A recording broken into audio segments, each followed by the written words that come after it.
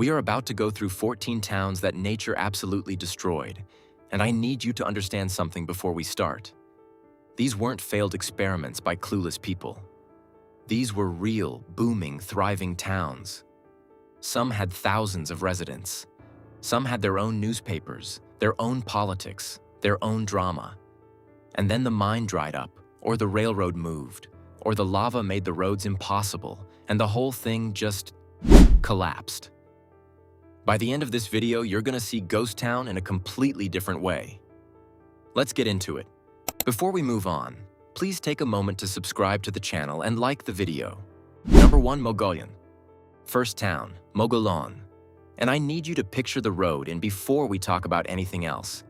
9 miles, single lane, carved into the side of a cliff, with sections that have literally no guardrail between you and a very long drop. That's the road.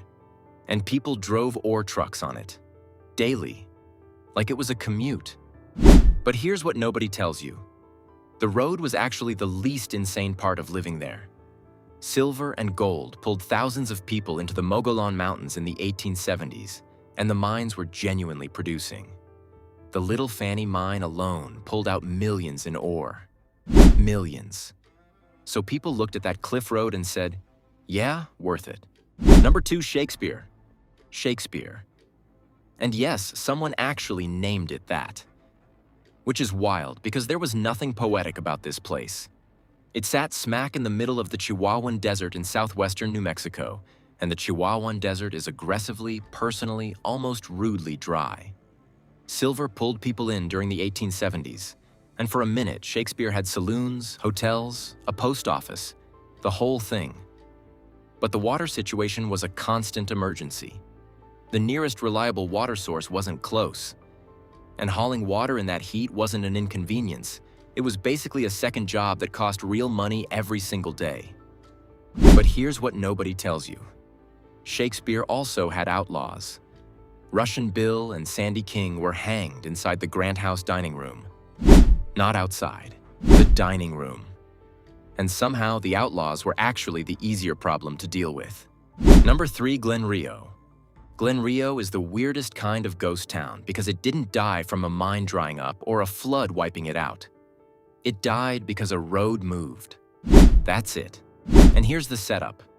Glen Rio sat right on the Texas-New Mexico border, literally split between 2 states on purpose. The Texas side had bars.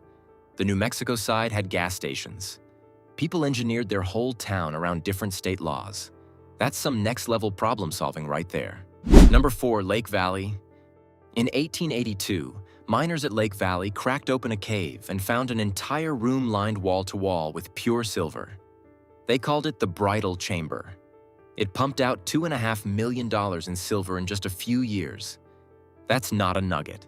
That's not a vein. That's a room full of silver. Here's the thing. The Bridal Chamber was so insanely rich that it front-loaded everything. Once it emptied, and it emptied fast because everyone went absolutely feral trying to grab their cut, the mines around it were just disappointing. The town had already built a railroad spur, businesses, infrastructure, all of it banking on silver that wasn't there anymore. Number 5, Chloride. Chloride. The name literally tells you what killed it. Silver chloride ore. That's why it existed, and that's why it's gone. The Black Range Mountains in the 1880s were booming. Stores, saloons, a post office. Chloride had a real community going. And then 1893 happened. The federal government stopped buying silver at fixed prices, and the bottom fell out overnight. Not gradually. Overnight. Towns that made sense on Monday didn't make sense on Tuesday. But here's what nobody tells you. Chloride didn't die fast. It just shrank. Slowly. Stubbornly. A few people always stayed. The Pioneer Store is literally a museum now. Some buildings are still standing. Number 6, Steins. Steins didn't exist because of gold or silver. It existed because trains needed water. In the middle of the Pelanchillo Mountains, right on the Arizona-New Mexico border, the Southern Pacific Railroad needed somewhere to fill up steam locomotives crossing one of the driest stretches of the entire Southwest. So they built a town to haul water to a place that barely has any water. And it worked. For a while. A few hundred people lived there supporting the railroad operation. But the second diesel locomotives replaced steam engines, Steins lost its whole reason to exist in a single technology upgrade. Here's the thing. Nobody moved to Steins because they loved the 100-degree heat and rocky terrain. They moved there because the railroad paid them to be there. And when the railroad stopped paying, they left. Number 7, Cuervo. Cuervo doesn't look like a trap. That's the whole problem. Eastern New Mexico high plains are flat, grassy, almost normal looking. Nothing like the dramatic desert you'd expect. And the government knew exactly what they were doing when they advertised free land out here.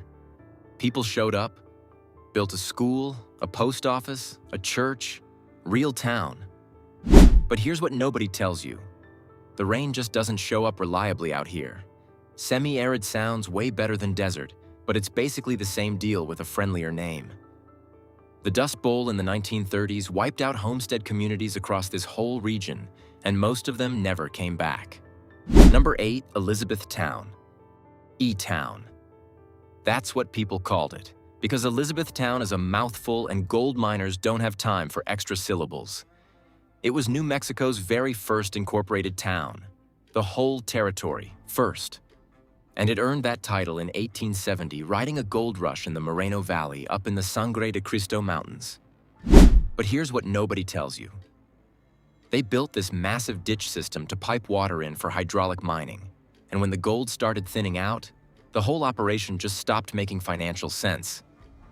Then 1903 hit and a fire took out most of the commercial district. That was basically it. Number 9, Kelly. Kelly had lead, zinc, silver, and smithsonite. Most mining towns would have killed for even one of those. Kelly had all 4, and the mine kept producing well into the 20th century, which almost never happened in New Mexico. Sounds like a winning hand, right? But here's what nobody tells you. The ore wasn't the problem. Everything around the ore was the problem. The Magdalena Mountains are dry. Water had to be hauled in. The whole operation depended on a railroad connection to nearby Magdalena, just to move ore out and supplies in. And when bigger industrial mines started undercutting small operations on price, Kelly's multi-mineral advantage meant exactly nothing. Number 10, Santa Rita. Santa Rita is the only town on this list that didn't fade, didn't get bypassed, and didn't drown in debt. The mine ate it. Literally. Copper mining at Santa Rita goes back to Spanish colonial times. The Chino mine has been pulling copper out of the ground for over 200 years. But open pit mining works by getting bigger. You dig down, you dig out, the pit grows. And by the mid-20th century, the pit needed the land the town was sitting on. So the company told everyone to leave. And they did. Number 11, Old Hachita.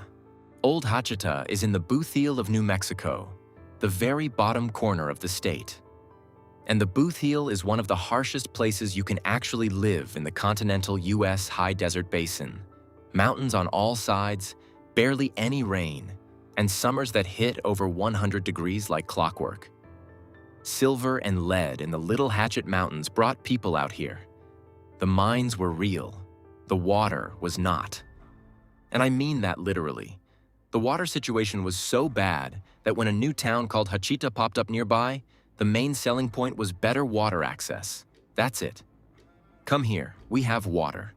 In a place getting maybe 10 to 12 inches of rain per year, that's basically a luxury pitch. Number 12, Cambrai. Cambrai wasn't built by dreamers. No gold rush, no homesteaders betting on rain. The Atchison, Topeka, and Santa Fe Railway looked at a spot in Sierra County and said, we need a cruise stop here. So Cambrai existed. That's literally the whole origin story. It was a section house location. Railroad workers doing maintenance, keeping trains moving through the Chihuahuan desert heat and scrub. Functional, tiny, completely dependent on one company's operational decisions. But here's what nobody tells you. When diesel locomotives replaced steam engines, section houses became redundant almost overnight. No more maintenance stops needed. No mine to fall back on, no farms, no highway traffic. Just the railroad, and then not the railroad. Number 13, ND, Ndi. Named after the ND Ranch, just the two letters, N and D. Practical name for a practical place. It was a ranching supply stop that got a massive second wind from Route 66 traffic. Gas, food, a place to breathe after crossing the Texas Panhandle. That was the whole business model. Location. But here's what nobody tells you. Location is only worth something if people are actually passing through. When I-40 came through and skipped ND completely, the travelers just followed the new road.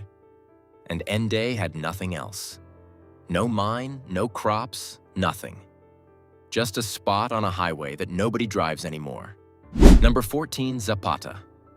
Zapata never had a big moment. No silver room, no Route 66 diner, no being the first anything.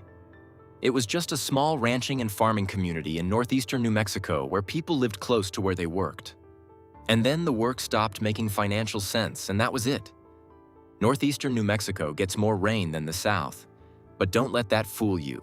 Drought cycles hit just as hard up there. Cattle prices drop, rain disappears for a season or two, markets get harder to reach, and communities running on thin margins just can't absorb it. And that's the thing that connects all 14 of these towns.